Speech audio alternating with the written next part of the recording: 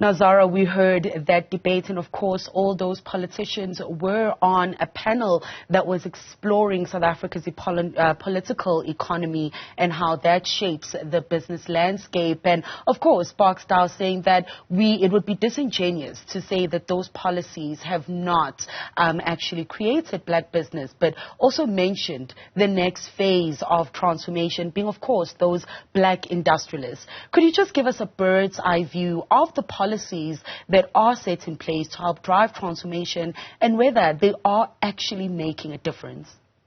Thanks. So I think that the really interesting thing is about, understanding where do these two elements come together. BEE has had some challenges along the way.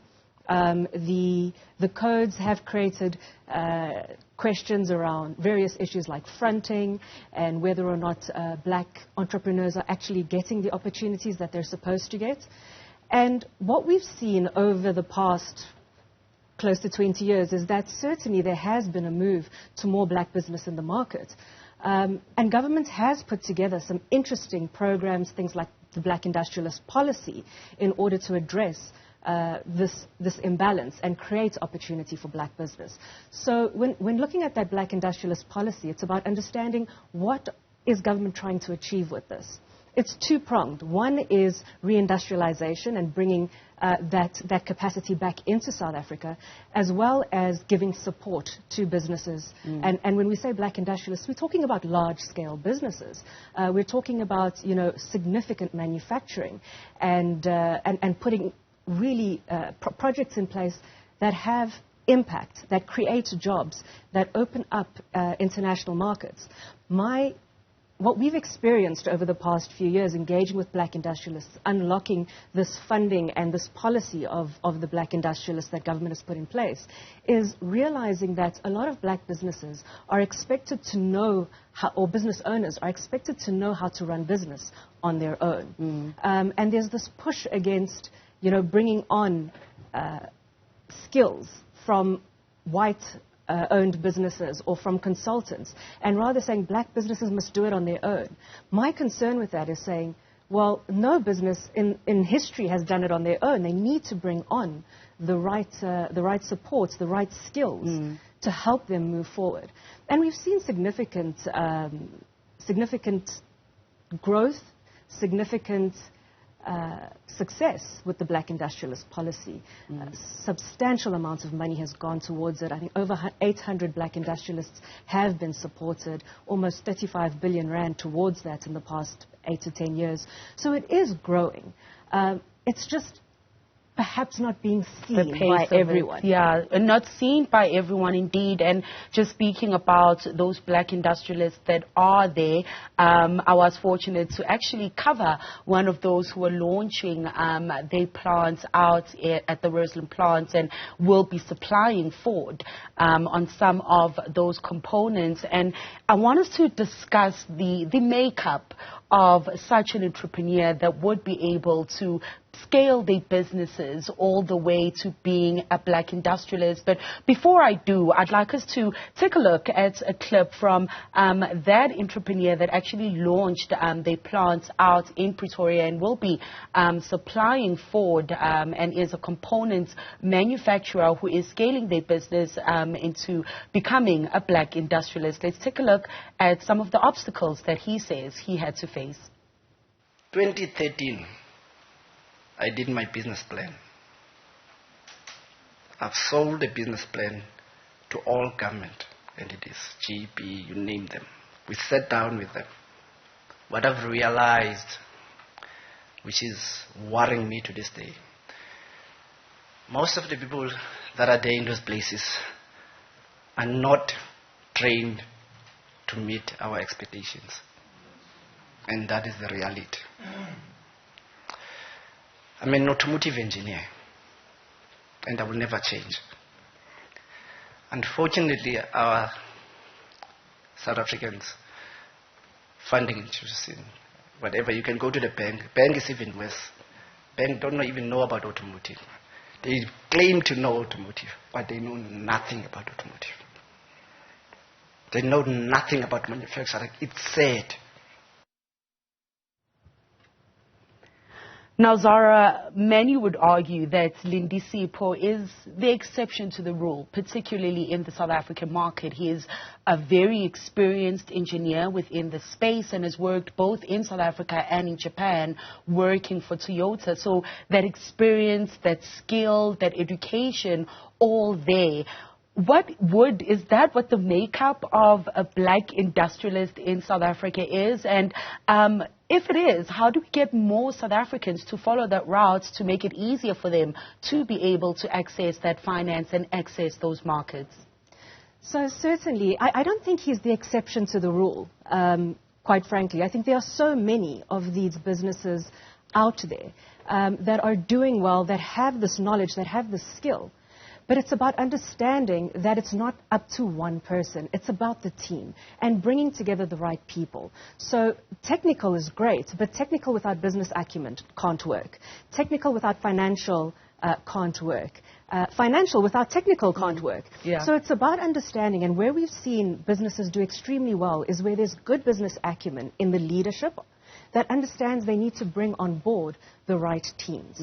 I mean, certainly with regards to a project like this and setting up in Roslyn and being a components manufacturer to Ford, this is a huge step, and this is where a lot of opportunity has been created in South Africa within the automotive sector and your component manufacturers that are supplying into the sector. But the reality is, at the end of the day, to have a successful business that can grow and be sustainable, it's not just technical. It's not just financial. It's not just sales. It's about bringing all of these together. And when going to financial institutions, absolutely, I couldn't agree more. The banks don't understand. Even government doesn't understand.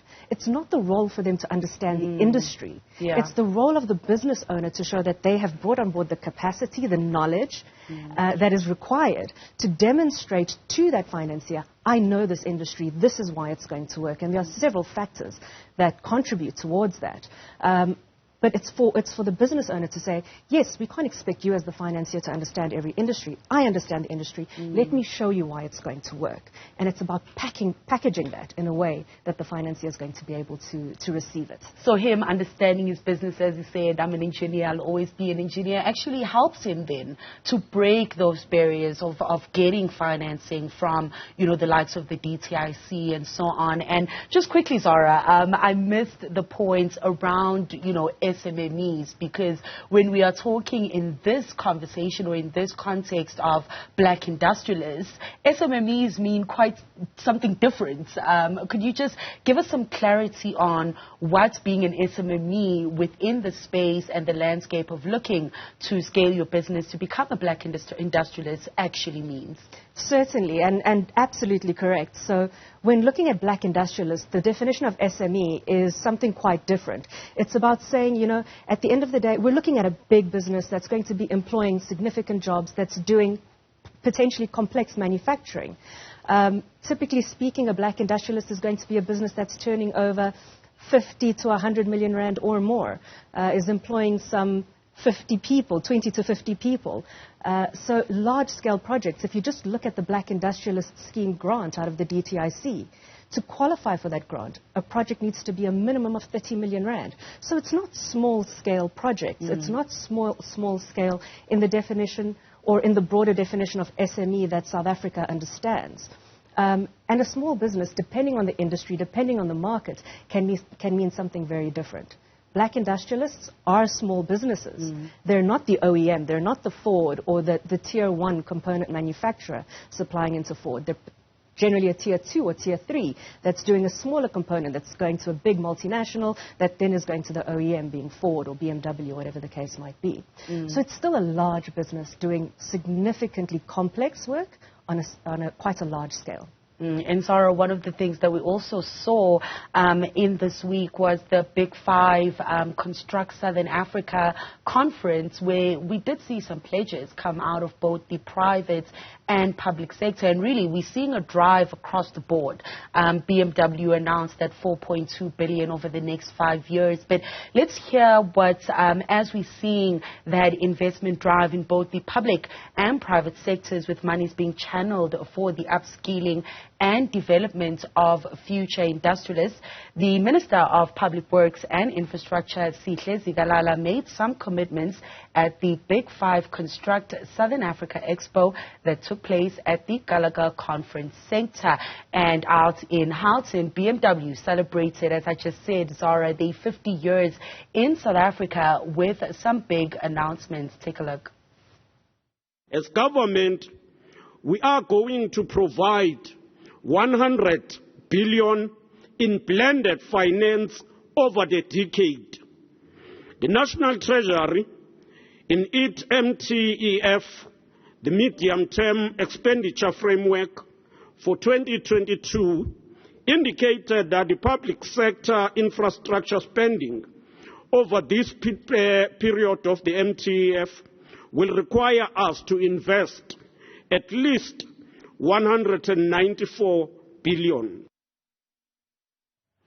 So, Zahra, we're seeing the public sector, and of course, there's then opportunities as well for manufacturers there, supplying to the infrastructure sector, but promising or committing 100 billion over the next 5 years. BMW, as I said, also committed 4.2 billion over the next couple of years to really drive the electrification at its Roseland plant. Of course, the X3 will now be produced as an electric vehicle here in South Africa from next year for the export market. But perhaps, Zahra, talk us through how black businesses prepare themselves for this funding, because it's all good and well to have these numbers thrown around, but if businesses are not accessing this finance, it's no use. So how do black business really position themselves to be able to access this funding that's been put on the table?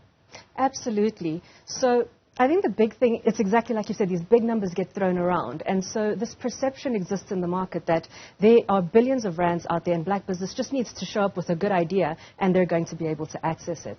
And like I said earlier, if you're going to a financial institution, whether it's government, commercial, international, local, it doesn't really matter. The financiers want to know that they're going to be putting their money in a good investment. And certainly from our perspective as the general South African public paying our taxes, we should want that to happen because a lot of those funds are made up from taxpayer money. Yeah. So a big portion of the funding that gets put out there, and it needs to be understood, it was said, blended finance. That's the grants and loans and business development support. So it's blended. It comes in all different forms. Understanding the mandate of the different institutions that are going to be distributing this funding is really important. Understanding what it's there for is extremely important. And certainly manufacturing and infrastructure are going to be two big components of this. When looking at manufacturing, it's going to be very important to keep in mind. All the financiers want to know that you have a market.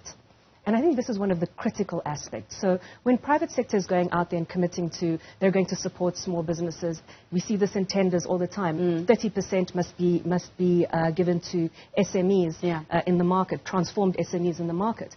Do those SMEs exist? And there needs to be an appreciation for the fact that a lot of the time these are massive projects, or you're supplying to massive companies that they themselves have a reputation they need to uphold. So they're going to be looking for suppliers that they can rely on. Again, ensuring you have the right team, ensuring you have the right equipment, ensuring that you can supply on time, ensuring that your product is to spec. All of these aspects are extremely important to your customer, who are these multinationals, corporates, governments, etc. And the way to do that is to spend time to ensure that the business is viable. Again, looking at markets. And I urge black businesses out there to look at the markets and say, what are we importing? What can we substitute by manufacturing locally, as opposed to everyone trying to compete for the same thing? There is so much opportunity. There are a lot of products, construction material that's being imported into South Africa. And to say, let's look at what's being imported, what can we manufacture locally, or what can we value add locally, or what can we assemble locally, and thereby access funding that is in the market. When demonstrating how you're going to do that, ensuring you have someone to sell your product to. Just because private sector is saying we're going to support, doesn't mean they're going to support that specific business. So it's that business's role to go into the market, engage with the possible market and saying, I want to put up this plant that's going to manufacture nails that are used in the construction sector, for argument's sake. Now, going and speaking with the market is extremely important because only once the entrepreneur understands how much product could they possibly sell, can they start building a model? Can they start actually determining what their business viability is? Because when they know how much they're going to sell, they know how big their machine needs to be, how many employees they need, how big their facility needs to be, how much electricity they need. All of that is defined by how much market they're going to have. And that is a critical aspect that I feel is often lacking when businesses go to raise funding. They feel there's an opportunity, but they haven't engaged the market to confirm that it exists. And just talking about those opportunities, Zahra, I think it leads to our next question, really. At the Black Business Council, I also caught up with Ntokozo Consulting, and they support entrepreneurs take their ideas to industrialized businesses and strategy development as well. And it's really those issues of making sure that they are prepared for this funding. But they also do assist municipalities develop strategies that will help them improve on their revenue collection. And I spoke to the consulting group's chief advisor, Andisa Ramavunga, who has to say a lot about when it comes to not only investing in, making sure businesses can access finance, but alternative financing models as well as the non-financial supports, which I would like us to talk about after we hear what he had to say. Take a look. There's a big need that we create as a country, a big venture capitalist pool to ensure that we create that equity funding that allows businesses to plan the type of finances, because most of the traditional funders are debt funders by nature, and you'll find that they typically would come in where there's an equity portion and which is not available to advance black entrepreneurs. So he talked about venture capital. I will be looking at venture capital a little bit later on this year, because there's still a lot to be explored in South Africa when it comes to venture capital and venture funding. But I think what I would like to quickly talk about is that non-financial support for entrepreneurs and entrepreneurs as well in sectors trying to be black industrialists that are not really small guys, but are the big fish trying to get to the next phase. What is the importance, Zahra, as a consultant working with these businesses, that you see the role of that non-financial support playing a role? Things like leadership were really thrown around as well. Leadership, managing your own personal finances, not even the business's finances, but issues like that. How important are those issues? Those issues are extremely important. And the reason for that is, at the end of the day, there's more to running a business than just sales. There's like you said, leadership is a huge factor. At the end of the day, we've got these black industrialists, a lot of them going into business for the first time on their own. And they haven't led a business. They may have run a division or worked on the floor of the factory and have technical knowledge, or even set up factories. But running a business is something different. And the understanding of leadership being bringing on board people to help you where you have gaps, where you need support, that is extremely important. And knowing how to motivate, how to bring them on board to the company's culture, the company's strategy, the company's ethos is extremely important. And what we need to see is a lot more of that. I would say to a lot of these businesses that aren't necessarily small and are looking for that next growth factor, though, it is important to invest in yourself. I feel a lot of the time there's this view to say it is on governments, it is on corporates to support black business. But black business also has a responsibility to support themselves, to get that education where they can, to bring on support where they can. But there are so many incubators out there. There are so many programs where you see black businesses that are within supply chains of multinationals and corporates. More often than not, there are some enterprise development programs available to help with these elements. And absolutely, those non-financial aspects are critical. There are also institutions like the NYDA for Youth, CEDA, the Small Enterprise Development Agency. CEDA does specifically non-financial support. Those programs exist to help in those areas where it's not giving cash for building the business, for working capital or for capital expenditure, but for some of those other areas of the business. And Zahra, time is against us now, but before I let you go, I think the one issue that is a major issue, as you've said during this conversation, is the issue around skills. And at the NAMSA Business Council's CEO Roundtable, I spoke to Old Mutual's head of stakeholder relationships, William Boisame, on where skills development falls in economic transformation. And here's what he had to say on that. Skills development is a shared objective for industry role players. It is important for us as an organization that is investing in education and skills development to respond to the specific needs the industry requires, and not to assume that we know what's best. Platforms like this give us an opportunity to hear directly from captains of industry what is it from a finance and an insurer point of view that we should specifically be addressing in order to answer challenges that are really addressing the industry. So Zahra, just as a final talking point to this conversation around skills, what is that scorecard looking like? Because we've seen a lot of back and forth between the public and private sector on who is responsible for ensuring that we upskill South Africa's labour market, so that out of that labour market we can have entrepreneurs who can turn into black industrialists. How the skills scorecard looking at like, and from your viewpoint, what do you think needs to happen, or what do we need to see happen for us to see that skills scorecard improve?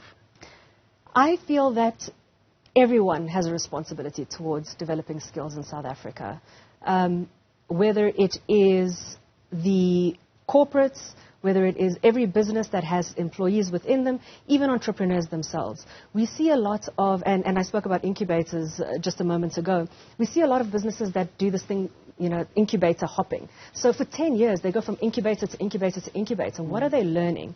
I do think there needs to be a little bit of a shift from tick box approach to training and upskilling, and rather focus on what is really needed, on soft skills, communication, helping entrepreneurs and your everyday South African, because even if it's not an entrepreneur, we have a responsibility to everyone to upskill them so that they can do their work better, they can enjoy their work more.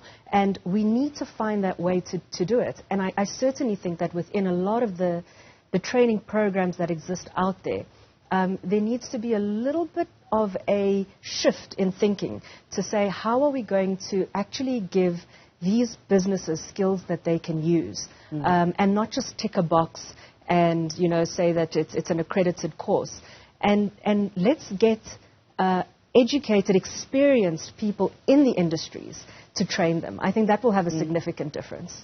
Zahra, thank you so much for your time. Of course, that was Zahra Rawjee, who is the director at a niche consulting firm, Uzenzele.